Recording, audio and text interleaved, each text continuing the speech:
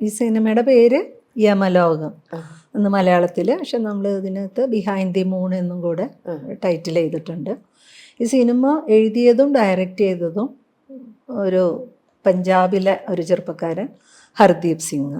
ഇത് കോ പ്രൊഡ്യൂസ് ചെയ്യുന്നത് അദ്ദേഹത്തിൻ്റെ ഒപ്പം അദ്ദേഹത്തിൻ്റെ തന്നെ ഒരു കൂട്ടുകാരി പ്രിയാൻഷി മാൻഷി. അവർ നാഗ്പൂർകാരിയാണ്.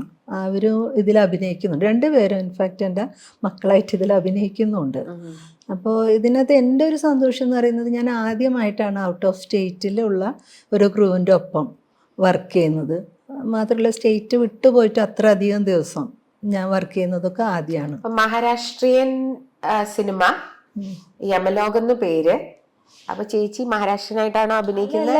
അല്ല. ഈ സിനിമ അവർ ഹിന്ദിയിൽ മൊത്തം സ്ക്രിപ്റ്റ് എഴുതിയിട്ട് അത് മലയാളത്തിലേക്ക് ട്രാൻസ്ലേറ്റ് ചെയ്തിട്ട് സിനിമയുടെ ലാംഗ്വേജ് മലയാളമാണ്, ഫുള്ള് മലയാളത്തിലാണ്. അപ്പം ഞാനും ചോദിച്ചിരുന്നു. എനിക്കത് ഭയങ്കര ഒരു എക്സൈറ്റ്മെൻറ്റ് ഉണ്ടാക്കിയ കാര്യം. അപ്പോൾ അവർ കണ്ട ഒരു കാര്യം എന്ന് പറഞ്ഞാൽ, ഒന്ന് മലയാളികൾ ഏത് സബ്ജക്റ്റിനോടും റിസപ്റ്റീവ് ആണെന്നുള്ള അവരുടെ ഒരു കാഴ്ചപ്പാടുണ്ട്. രണ്ടാമത് അവർ പറയുന്നതെന്ന് വെച്ചാൽ, വേൾഡിലേക്കാണെങ്കിലും നമ്മളുടെ ഒരു ഇന്ത്യൻ സിനിമ എന്ന് പറയുമ്പോൾ മലയാള സിനിമയാണല്ലോ കുറേയും കൂടിയും എക്സ്പോഷറൊക്കെ കിട്ടിയിട്ടുള്ളത്.